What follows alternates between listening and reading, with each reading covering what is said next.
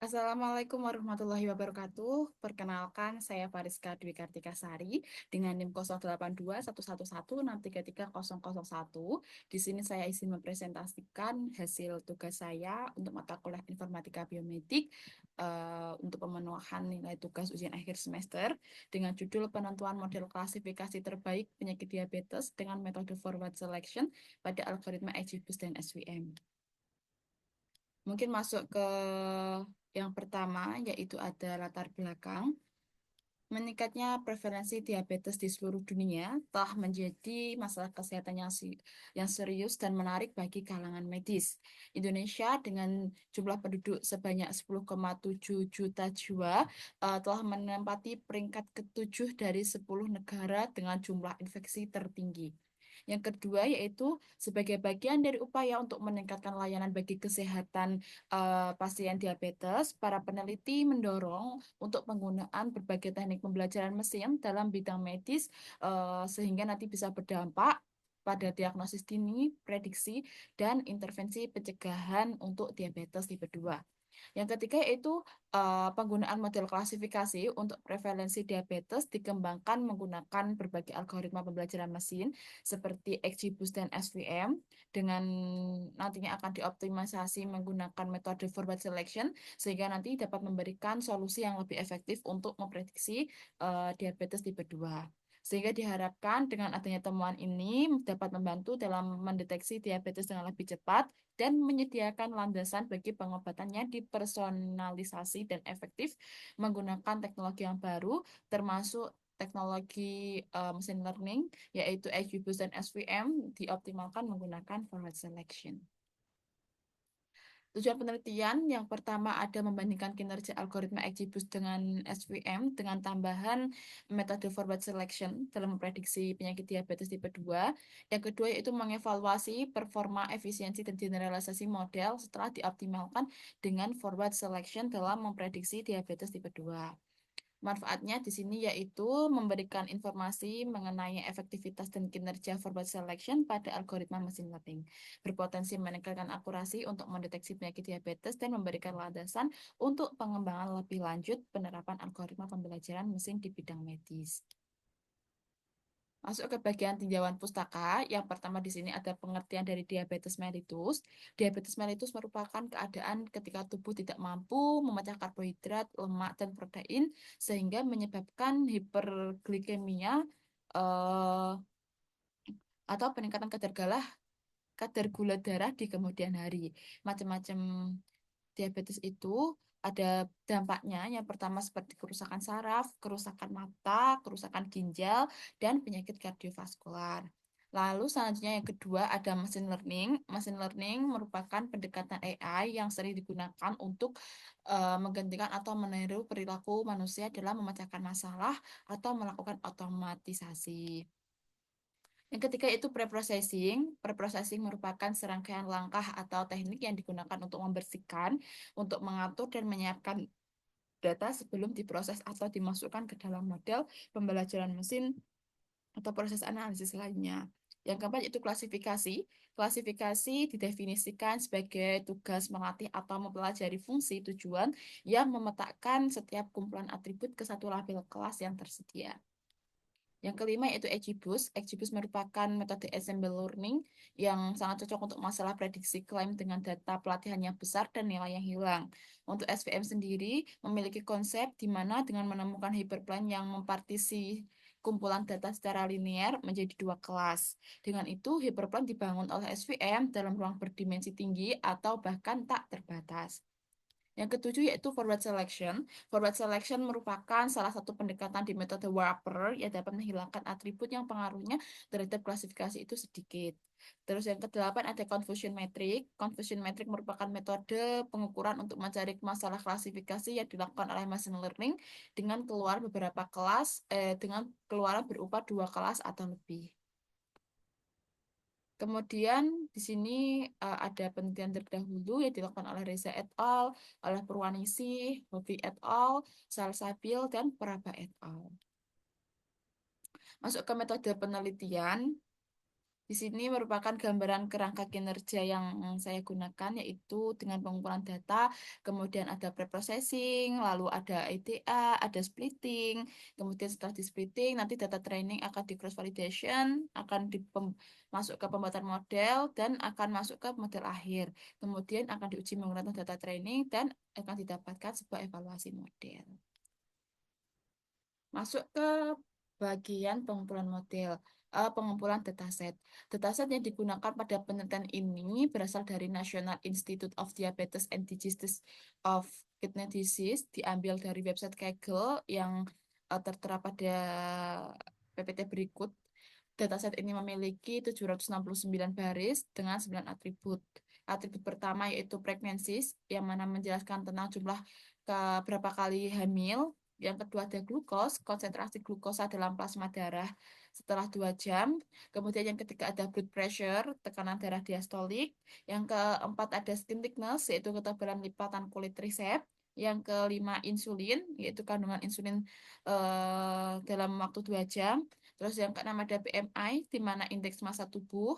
Kemudian ada diabetes pedigree function, itu menjelaskan tentang fungsi silsilah diabetes. Yang kedelapan ada age, yaitu usia pasien. Dan yang terakhir ada outcome, merupakan variabel kelas 0 untuk non-diabetes, 1 untuk positif diabetes. Masuk ke tahapan preprocessing. Preprocessing yang pertama itu menampilkan dataset dengan menampilkan jumlah 5 baris teratas dari dataset tersebut menggunakan library Pandas. Yang kedua, melakukan pengecekan tipe data di setiap variabel. Pada tahap ini dapat memberikan gambaran mengenai struktur datasetnya, mengenai jumlah baris, atau mengenai tipe-tipe variabelnya. Itu juga bisa dari eh, pengecekan tipe data di setiap variabel. Kemudian yang ketiga itu melakukan pengecekan terhadap data duplikat. Didapatkan pada penelitian ini bahwasanya dataset tidak memiliki data duplikat atau alias nol, bahwa tidak ada baris yang teridentifikasi sebagai duplikat. Yang keempat yaitu menghitung statistika deskriptif. Di sini kita bisa melihat ada nilai rata-rata, ada standar deviasinya, ada nilai minimal, ada kuartil 1, kuartil 2, kuartil 3, dan ada nilai maksimum dari semua variabel. Kemudian masuk ke preprocessing yang kelima, yaitu menghitung meshing value dengan menggunakan sintak .sum ini. Didapatkan bahwasanya setiap variabel itu tidak ada nilai nol. Akan tetapi setelah dilakukan proses pengecekan secara manual, ditemukan bahwasanya atribut yang mengandung missing value itu ada 4, yaitu glukos, blood pressure, skin thickness, dan insulin. Untuk glukos sendiri ditemukan 5 record yang kosong, terus atribut blood pressure teridentifikasi 35 record yang kosong, skin thickness teridentifikasi sebanyak 227 record yang kosong, dan atribut insulin sebanyak 374 record yang kosong. Seluruh missing value ini diganti atau diisi menggunakan nilai median dari setiap atributnya. Kemudian masuk ke bagian preprocessing. Di sini yang keenam yaitu pengecekan outlier. Pada setiap atribut ditemukan adanya outlier. Atribut pregnancies memiliki outlier sejumlah 4 record, atribut glucose sejumlah 5 record, atribut blood pressure sejumlah 14 record, atribut skin thickness sejumlah 1 record, atribut insulin sejumlah 42 record, atribut BMI sejumlah 8 record, dan atribut DPF sejumlah 29 record. Seluruh nilai outlier dilakukan penggantian menggunakan nilai median dari setiap atributnya. Yang ketujuh itu melakukan imbalance data, yaitu dengan menggunakan teknik SMOD.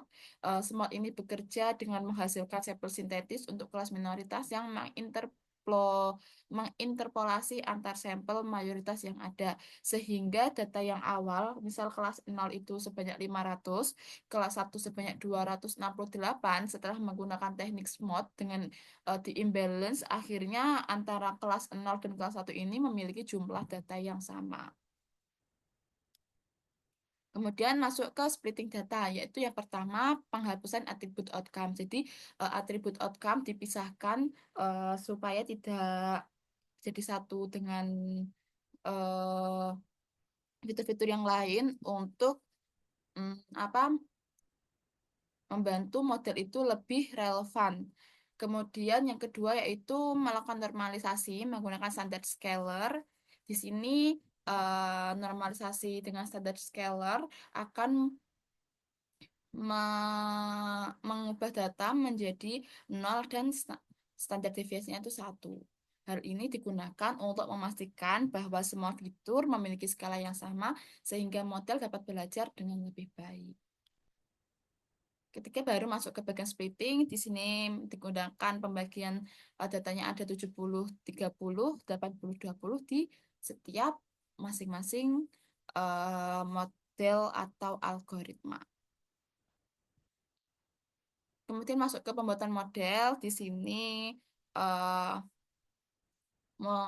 di model XGBoost dan SVM diterapkan metode verbal selection dengan cara menentukan fitur secara bertahap, dimulai dari subset yang kosong, kemudian ditambahkan satu fitur dalam setiap iterasinya berdasarkan kontribusi terbaik terhadap performa model. Verbal selection ini diterapkan menggunakan sequential fitur selector dari library MLXten. Evaluasi, evaluasi ini menggunakan recall. Hasil evaluasinya akan menunjukkan bagaimana model memiliki performa terbaik dari setiap tahap yang telah dilakukan. Masuk ke bagian hasil, berikut merupakan tabel dari kedua metode, kedua model, ada XGBoost dan SVM. Di sini untuk XGBoost sendiri, jumlah fitur nya itu di rasio 70-30 teridentifikasi hanya satu fitur yang terbaik nilai recall-nya yaitu insulin. Kemudian untuk rasio 80-20 teridentifikasi sebanyak 6 fitur dengan nilai recall-nya itu 0,87. Ada fitur pregnancy, ada glucose, ada skin thickness, ada insulin, BMI, diabetes pedigree function, dan age. Kemudian untuk SVM dengan rasio 70-30 teridentifikasi hanya satu fitur yang memiliki nilai recall tertinggi yaitu insulin dengan nilai sebesar 0,95 dan dengan rasio 80-20 juga ditemukan hanya satu fitur yaitu insulin dengan nilai recall-nya 0,94. Kemudian masuk ke analisa masalah yang itu terjadi overfitting pada SVM rasio 70-30 karena nilai recall testing yang jauh lebih tinggi dibandingkan training sehingga menunjukkan bahwa model SVM itu terlalu bergantung dengan subset data tertentu yang dapat menyebabkan penurunan performa pada data baru. Kemudian untuk solusi permasalahannya yaitu melakukan tuning hyperparameter dengan menyesuaikan parameter C pada SVM untuk mengurangi kompleksitas model dan menghindari overfitting. Dari hasil analisis, eh, hyperparameter menggunakan randomized search pada model SVM dengan kernel RBF menunjukkan bahwa parameter terbaiknya itu ditemukan C-nya itu sebesar 100 menggunakan gamma scale dan degree-nya itu 3. Dari hasil yang diperoleh, terlihat bahwasannya model memiliki recall yang sangat baik untuk kelas 1 dan namun untuk kelas 0 recall hanya mencapai nilai yang kecil yang mengindikasikan bahwa model kesulitan untuk mendeteksi kelas 0.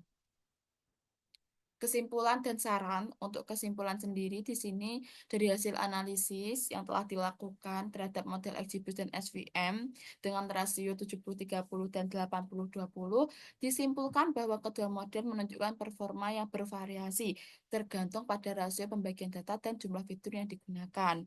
Pada XGBoost rasio 70-30 model menghasilkan recall yang baik pada fitur insulin dengan nilai recall sebesar 0,8252 pada data training dan 0,81 pada data testing. Dengan rasio 80-20, model XGBoost menunjukkan hasil yang lebih baik, mencapai recall 0,8345 pada data training dan 0,87 pada data testing, dengan 7 fitur terbaik yang dipilih. Kemudian pada fitur pada model SVM, model dengan rasio 70-30 menunjukkan nilai recall yang baik pada data testing sebesar 0,95, hanya menggunakan satu fitur saja yaitu insulin. Pada rasio 80-20, recall pada data testing sedikit menurun menjadi 94, itu teridentifikasi adanya overfitting pada model SVM dengan rasio 70-30. Kemudian sarannya untuk mengatasi masalah overfitting tersebut disarankan untuk melakukan tuning hyperparameter khususnya dengan menyesuaikan parameter C untuk mengurangi kompleksitas model dan meningkatkan kemampuannya dalam generalisasi. Oleh karena itu disarankan untuk terus melakukan explore fitur lebih lanjut guna menemukan kombinasi fitur yang lebih optimal terutama untuk meningkatkan deteksi pada kelas yang lebih sulit. Berikut daftar pustaka yang digunakan pada penelitian ini. Mungkin sekian presentasi yang dapat saya jelaskan, yang dapat saya paparkan di sini. Apabila ada salah kata, saya mohon maaf yang sebesar-besarnya. Wassalamualaikum warahmatullahi wabarakatuh.